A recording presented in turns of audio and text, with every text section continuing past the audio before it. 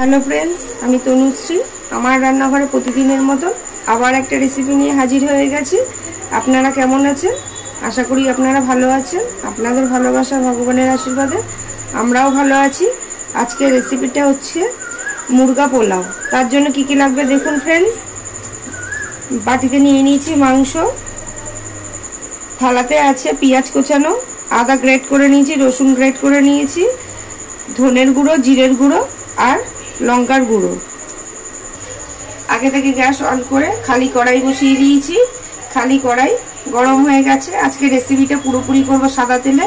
সাদা তেল দিয়ে দেবো। তেলটা গরম হওয়ার জন্য একটু সময় নেব। সাদা তেলটা গরম হয়ে গেছে। পেঁয়াজ দিয়ে দেবো তেলের মধ্যে।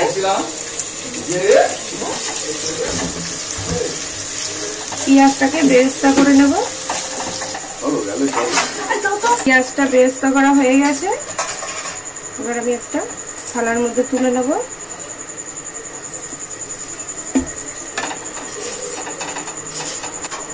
গরম তেলের মধ্যে দিয়ে দেব রসুন বাটা,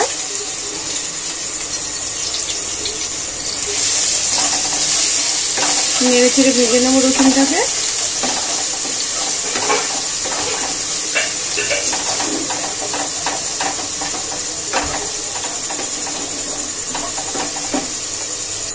রসুনটা ভাজা হয়ে গেছে।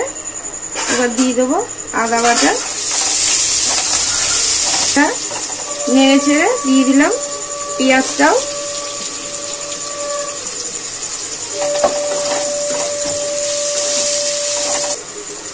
পেঁয়াজ ভাজার মতো দিয়ে দেবো একটুখানি নুন।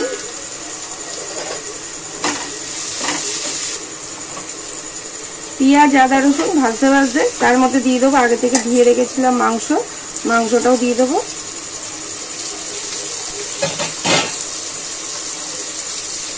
মাংসের ওপরে একটুখানি নুন দিয়ে দেবো। মাংসটা দিয়ে নাড়াচাড়া দিয়ে দিলাম। দিয়ে এর মধ্যে মশলা দিয়ে দেবো এবার এক এক করে। জিরের গুঁড়ো, ধনের গুঁড়ো, লঙ্কার গুঁড়ো দিয়ে নেব। একটুখানি মশলা দিয়ে ভালো করে কষিয়ে নেব। মশলাটা ভালো করে কষিয়ে নিয়েছি মাংস দিয়ে। অল্প একটু জলও দিয়েছিলাম কষানোর সময়। এবার আমি গোলাপ জল দিয়ে দেব।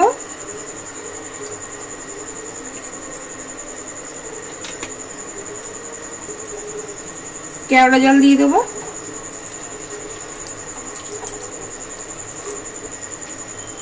গরম মশলার গুঁড়ো,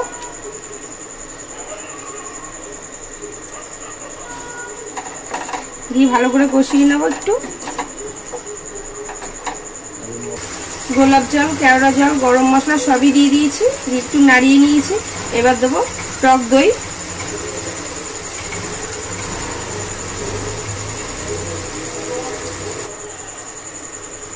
আগে থেকে ভাত করে রেখে দিয়েছিলাম, ঘরে ভাত করে রাখাই ছিল, সেই ভাত দিয়ে দেবো এবার ওপর দিয়ে।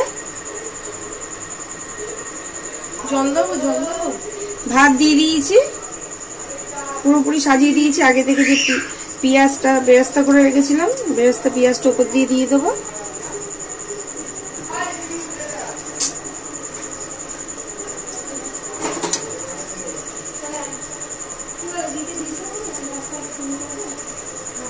বাটির মধ্যে গুলে নিয়েছি মিঠা আতর, রোজ ওয়াটার আর কেওড়া জল দিয়ে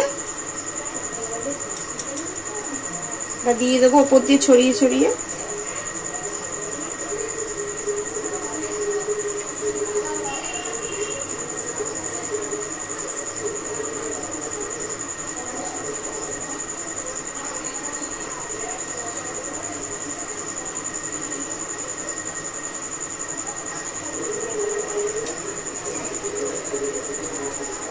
এখানে আসো, ওখান দেওয়া করলে হবে।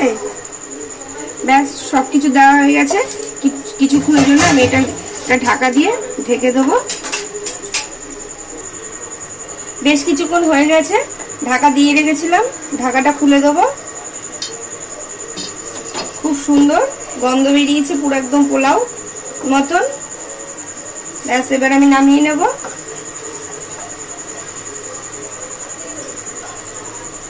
একটু নাড়িয়ে চাড়িয়ে মিলিয়ে নেব সব।